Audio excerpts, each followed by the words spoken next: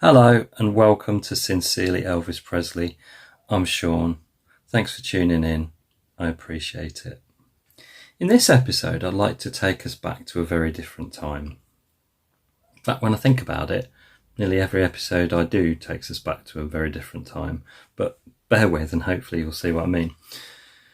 These days, when it comes to Elvis's record company, which is now Sony Music, we usually get one major multi-disc release a year. Well, that's the way it's been going for the last few years anyway. So this year, of course, we've got the Sunset Boulevard release. But there was a time when, the floodgates would open and we'd see multiple releases each year. I guess there's a real reason why they now focus on kind of one big campaign a year, because obviously the landscape, the consumer landscape has changed dramatically. So, the majority of the general public these days tend to stream. So the record company isn't guaranteed big physical sales in the way that they once were. And they certainly, you need to sell far less to make the charts these days. So that's an indicator of how sales have considerably dropped off in recent years. And really, if the record company is going to get revenue from streaming, it's not going to be much. There's not much money to be made from streaming, really, in comparative to physical sales. So although your physical sales will still appeal to some of the general public and, of course, to the hardcore fans, it's a very different picture to the record company was facing back at the turn of the millennium. Now, in those days, we were talking about BMG. It was before Sony had made a play and purchased the company. And, we were all heading for this big event, the end of a century, the year 2000, the year that all our computers would collapse and stop working and planes would fall from the sky and it would be one huge disaster of massive proportions that, of course, never happened. But BMG at the time had a genius strategy. They saw the end of a century. They saw the importance that Elvis had on that century in shifting culture immeasurably from when he appeared in the late half of the 1950s. So, they clearly had this idea that we should be pushing our guy as the major force in terms of music, in terms of culture, in terms of fashion, you name it. This guy changed everything and we should be making a big deal about it. We're coming out of this century and we need a campaign to say, hey, our man, he is the artist of the century. So they came up with this campaign that was pretty much launched in the same way that, releases and things still get launched in August. Obviously, it's a very important month in Elvis lore. But in August, they sort of soft launched to start with the Artist of the Century campaign. And this campaign would push through from 1998 through to 1999, heading towards the end of that century and coming up with the landmark, the thing that the release was all about, the Artist of the Century product.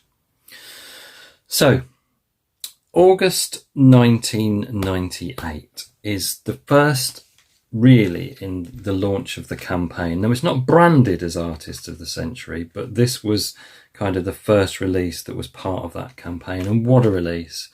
Elvis Rhythm and Country. This is Essential Elvis Volume 5. And what you see with quite a few of these releases that they were sort of putting out around this campaign is that they were the forerunner of more comprehensive releases that would follow in the ensuing years. So really, Rhythm and Country can definitely be seen as the precursor to the Elvis at Stax release, because that's the material contained on it. But what you got was previously unreleased performances as recorded at Stax Recording Studios. And as I say, there's no branding on this for the Elvis Essential Artist of the Century campaign, but that's exactly what this began to launch. And, you know, you think about it, this is pre-FTD, this is before the FTD label was launched. So these things were coming out, and you see in a period of around about a year, the amount of brilliant releases. I don't think we've really seen anything to that degree and to that amount since. We talk these days about it's a great time to be an Elvis fan, and it is a great time to be an Elvis fan, but it was a pretty darn brilliant time to be an Elvis fan back then, because the amount of stuff that we were seeing.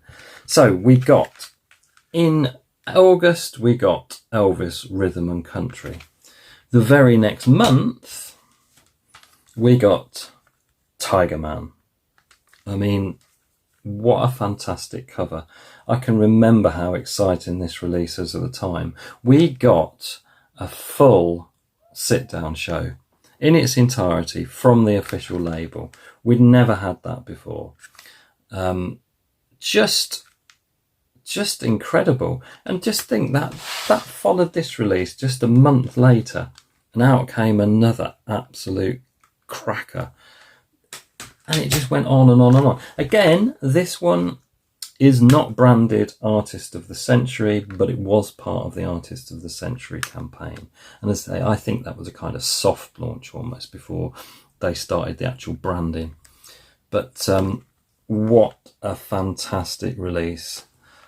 We are getting a lot of glare today. I'm not sure why. Let's try over there.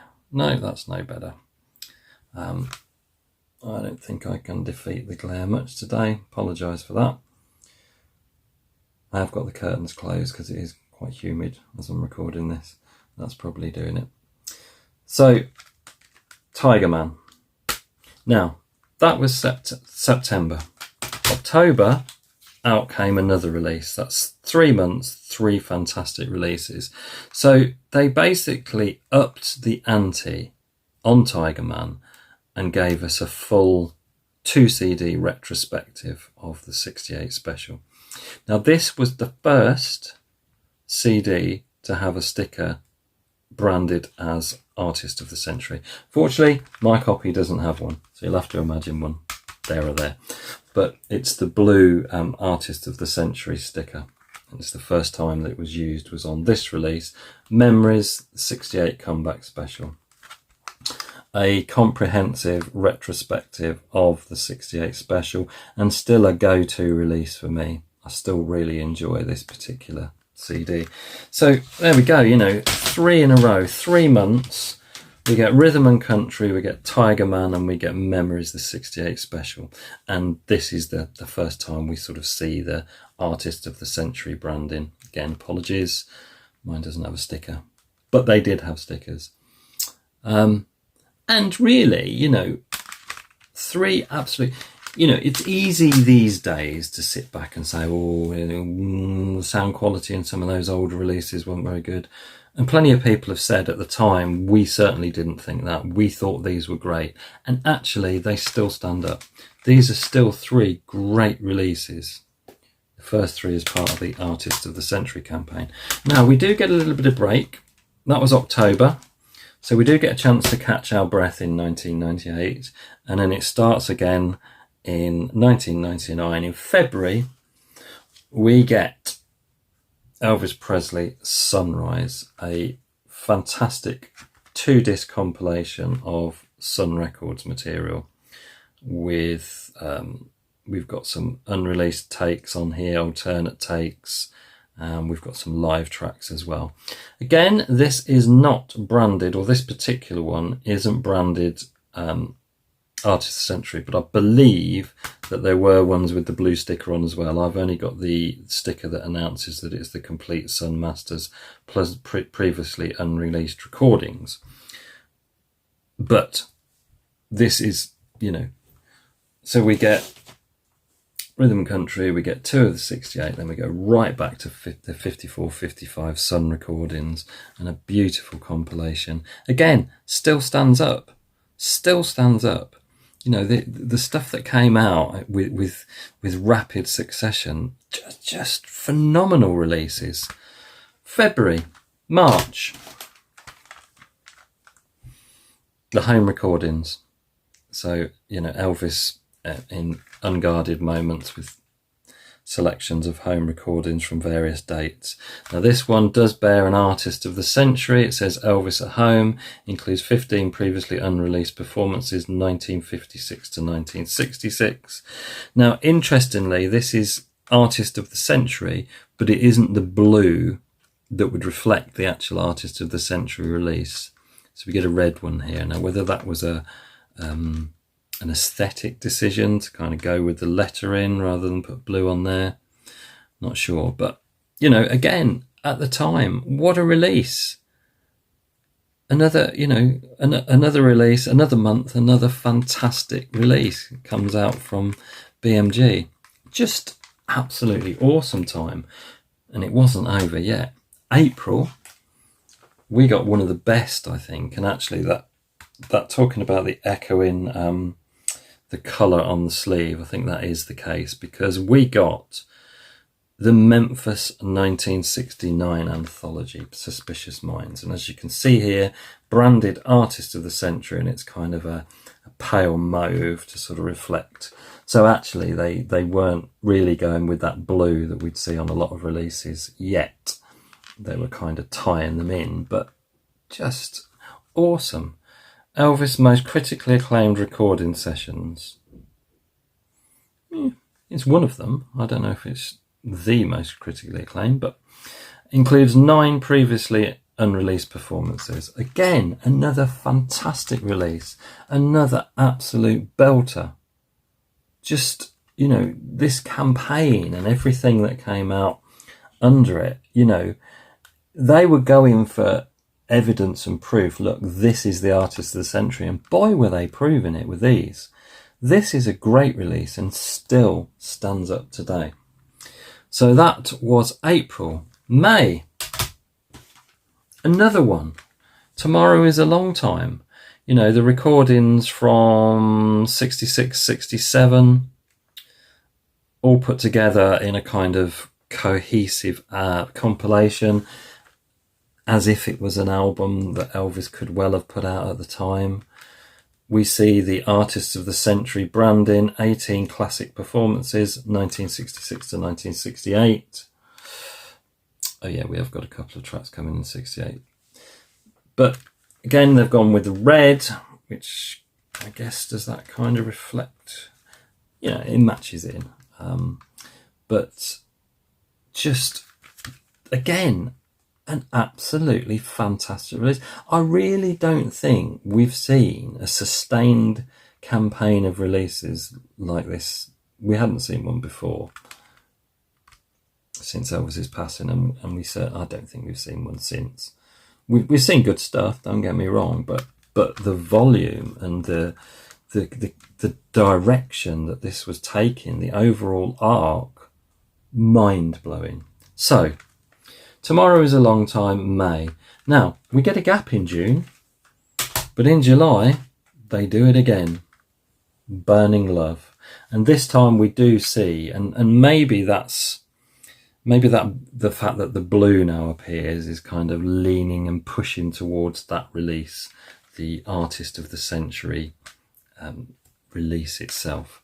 So, Elvis Artist of the Century. So it does look different, actually. If you look, the earlier ones just say Artist of the Century, whereas now we've got the kind of Elvis logo and Artist of the Century, which is, you know, reflecting what we'll see on the Artist of the Century release. So I think what they're probably doing is winding up the gears of that marketing campaign. We're teasing you with Artist of the Century. We've got advertising going in the background, pushing Artists of the Century. But now we're focusing you on this particular artwork, this particular logo, this particular branding. This is the Artist of the Century. And Burning Love, you know, takes a similar approach to Tomorrow's a Long Time, and it takes a bunch of tracks recorded around the same time and puts them together in a cohesive album. And obviously this is the it's like the Standing Room Only that was never released in 72, and that's the concept that this takes and does it fantastically well. You know, we've not seen 1 week release as part of this campaign. It just started off fantastic and carried on just being brilliant with each release. Okay, so we've got from August to the following July. So over the period of a year, what we got? 1, 2, 3, 4, 5, 6, 7, 8 fantastic releases in the space of 12 months. I mean, it blows my mind to think of it. It's easy to forget at the time, you know, another one's coming out, oh, next month, oh, what's coming out this month, oh, look. I mean, and then the culmination of it all in July as well, because Burning Love was July, but not content with that, in July we got the Artist of the Century, the sort of centerpiece of this campaign. Now, oops, the original version was released as in this long box form. We got 3 discs. We've got the Artist of the Century branding, very similar to the branding there, follows the logo through, follows the colour scheme through as well. And we've got the ultimate 3 CD collection, 75 digitally remastered tracks featuring his greatest hits and performances 1954 to 1976, 30 top 10 hits, 42 platinum and gold singles. Now this wasn't just any put together compilation, it's done with real care and real thought. And what we see on here are tracks that you just wouldn't expect in a Communal Garden release. You've got things like Run On, Down in the Alley, I'm Leaving, Stranger in My Own Hometown, After Loving You. You know, that it goes on and on and on. Yes, you get the hits. Yes, you get the absolute classics that the general public would probably expect to hear. But you get things like Memphis, Tennessee. You get Only the Strong Survive, Polk Salad Annie, I've Lost You. It really is a landmark release. It's hard to overemphasize just how brilliant this is. And, you know, the aesthetic of it, that classic picture of Elvis for 56, but when you look closely, because if you just hold it in the background, you'll see it on the record store shelf, so it looks a bit blurred, but you get near and you realise that they're made up of album, single, EP covers, lots and lots of tiny little ones put together to make it a kind of mosaic. I just think it's brilliant. The only thing that let them down with this was the rather flimsy card that it came in.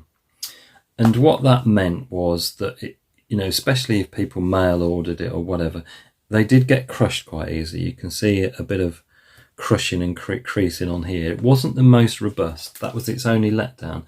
And they did realise that, and they realised it pretty quickly. And we'll see why. So, you know, just the layout of it. What did we lose here? We lost a booklet, didn't we? So your booklets sit in their little pockets, and then they won't go back in again, which is why that one fell out. So it's easy to come out, but don't want to go back in. We're going to leave that out for the time being. So, you know, the branding, the colours for each 50s, 60s, 70s, and broadly, that is what the discs cover, 50s, 60s, and 70s. Your little pockets that sit there and sit your booklets in. The colouring goes through. You're still seeing all the little record covers in the background, but the images themselves now don't have them in. They're the actual photographs. We get sort of contemporary, very 90s-like layout. Lots of quotes from other artists and celebrities about Elvis. Some notes on each of the tracks. Covers of the tracks themselves.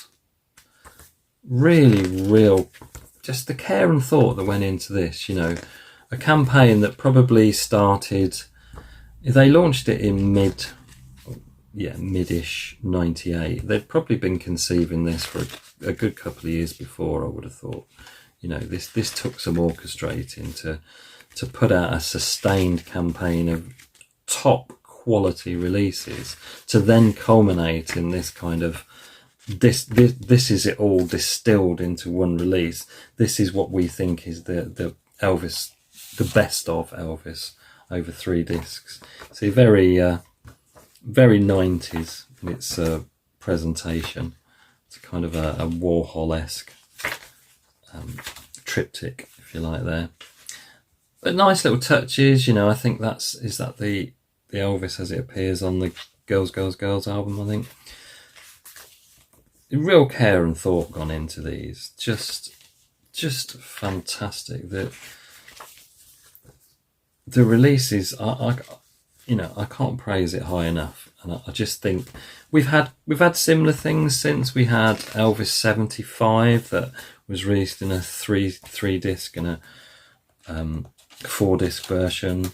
We've had, you know, numerous reiterations of this over the years, but you know, I think this was the one that really set the bar.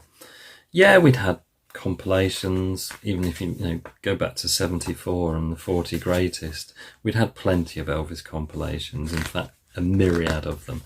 But you know, this one had a point to make. This one we're heading to the end of a 100-year period, and our artist is the best in that period, the most influential in that period. He released the best music in that period, and here's why. Here's 3 discs that show you why.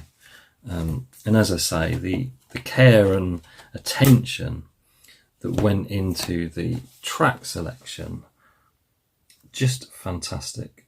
I just think this is a complete landmark.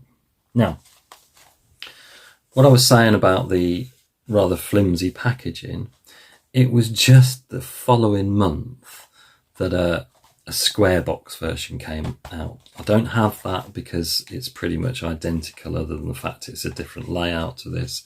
But yeah, as early as August 99, they'd kind of already backtracked a little bit. Now, it's interesting because they said that this was the deluxe edition and that this square box with the 3 discs in, which kind of did work quite well with you know, Elvis being more in the middle, if you like. They said that was the standard version, so you got a deluxe version and a standard version, but I'm not sure how much of that was planned, how much of, you know, were they always going to put a second version out, or did they realise that, you know, we might have gone a bit far on the flimsiness of this. Not sure, but yeah, there were, by August 99, there were 2 versions of this, the deluxe and the standard. And then the following April, so we get past the Millennium, we all survive the Millennium bug, and you know, computers don't stop and all that ridiculousness. So to sort of cement it, they then go, well, we gave you the artist of the century, but what we're going to give you, and this was in April 2000, we're going to give you a best of. Now, it does feel a little bit superfluous because they went to all the care and trouble of curating a fantastic 3 CD set list, and then they sort of chop it down into 25 tracks on a single CD best of. The artwork remains pretty true, a sort of, you know, the album's a compilation of the compilation, if you like, a distillation. Oops. And this, that's a receipt there. What's this? Oh, the Mary Stevens Hospice. This was the grand total of £2 in 2020. Yeah. But yeah, it's, you know, you get a kind of summary really of the box set itself, and track wise you get a summary, but it's not a bad summary. it's not a bad summary. We still get things like Polk Salad Promised Land. What else is a little bit rare? It Hurts Me, Big Boss Man. So it's still sort of Reconsider Babies on here. So it still sort of veers clear of your bog standard, everyday sort of Elvis Greatest Hits compilation kind of thing. It still offers something a little bit more in the terms of, I guess, deep cuts to the general public, to show them a different side of Elvis to just the hits they might know. So, you know, it definitely served a purpose, but it does feel a little bit to me like they were kind of milking it a little bit by the time they got here. But, you know, this was released in Japan as well, and they got an extra track. They got, I think it was Love Me Tender. And in France, for some reason, if you managed to get hold of it, their version of this was released in a slipcase that no one else got. Not sure why only the French fans got it, but yeah, there is a slipcase version of this. And as I say, the Japanese version's got an extra track on it. But yeah, you think that even by this stage, they put this out and then they're still on a roll. And they still, you know, carry on doing all sorts of fantastic releases, you know, and just 2 years after this, we obviously get the Elvis 30 number ones. So, you know, their campaign doesn't stop here. They carry on pushing more and more great releases out. But one thing I just wanted to actually show on this one is the vinyl that came out. Now, this was the era where Castle Music were putting Elvis vinyl box sets out and doing a fantastic job. They did the Peace in the Valley one. They did the That's the Way It Is special edition. They did Live in Las Vegas, and, you know, pretty much they were on a roll, Castle Music. I've said before, they kind of stopped, and it's a bit of a shame because they did do a great job. Now, your vinyl. There are 4 iterations of the vinyl box set of Artists of the Century. The first version is black vinyl, and to my knowledge, I don't think that was limited in any way, shape or form.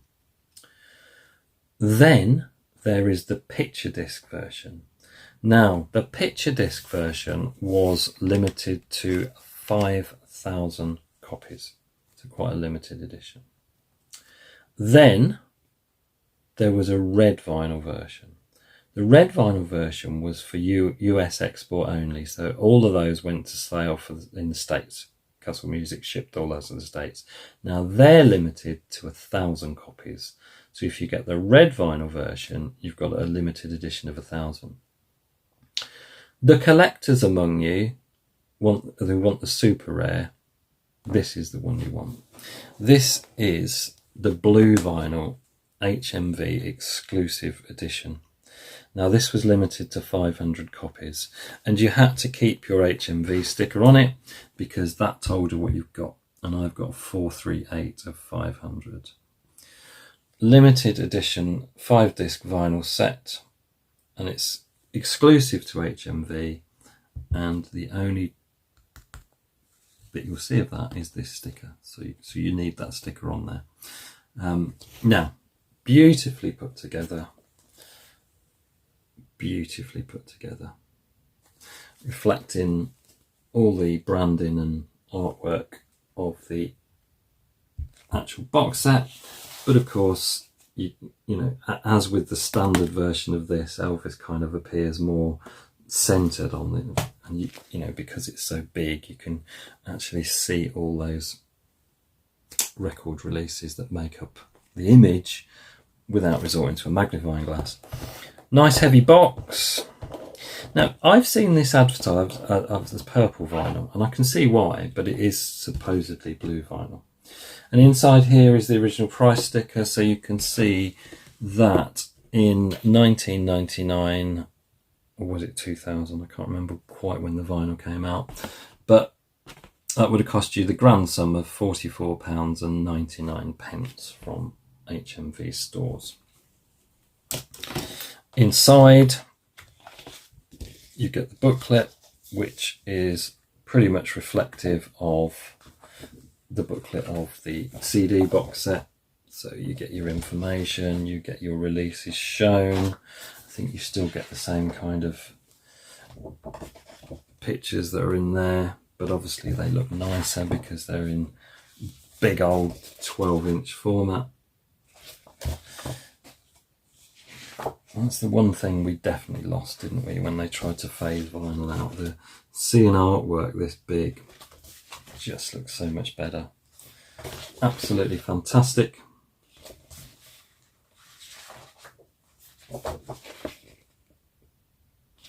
Brilliant stuff. So the CD box set looks nice, but doesn't this look so much better? It just pops. Everything just, yeah, fantastic. And we get a poster, and I think the poster is one of those kind of put together, is it the Warhol-esque? Yeah. So we get a poster, and we've got the HMV logo in the bottom corner, so that sort of identifies it as the poster that came with the HMV exclusive edition. And then each of our vinyls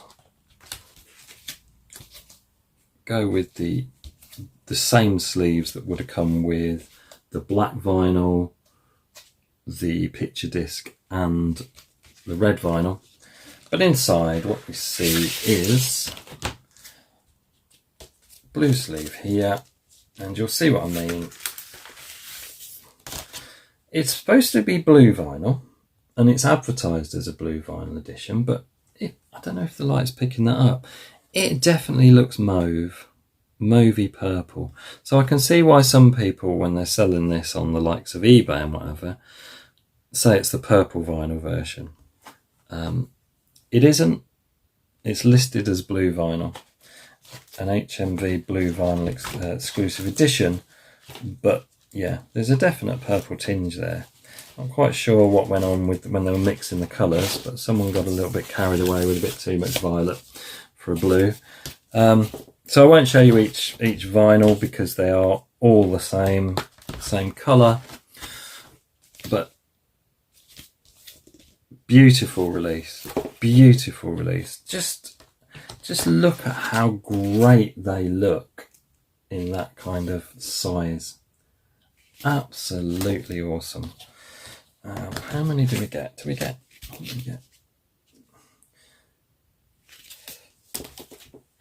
Is this our last one? I think it is. So record 5. 5 records in total.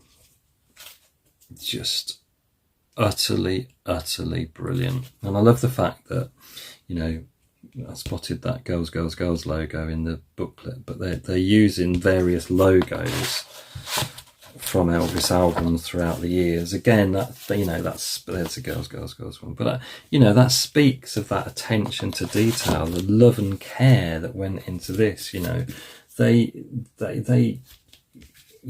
really clearly showed how much they valued their greatest artist, the greatest artist that had ever been. So there we go. There's the blue vinyl, purple vinyl, if you hold it in the right light edition, which I thought it was worth showing, but because there are only 500 of them in existence, if they all still exist. So let me know in the comments, what do you think? What did you think? What do you think of that campaign? You know, if you were there at the time, you know, what was your opinion when all these brilliant releases kept tumbling out month after month, and then we saw this fabulous compilation set of Artist of the Century? You know, how do you think it compares to the releases we see now? If you weren't around at the time, you know, what are your thoughts? Do you think we've got it better now? Did you think we had it better then? Just, you know, let me know what you think, because I think it's a landmark historic campaign, and pretty much without exception, everything it bought us at the time stands up today. It's not dated at all. I think it's just a brilliant set of releases and a brilliant set of recordings for Artists of the Century. So there we go. Thank you ever so much for watching. I really do appreciate it. I hope you're able to join me next Sunday for my episode then. But until then, everyone, take care of yourselves. Have a great week. Ta-da. We'll meet you again. May God bless you. Adios.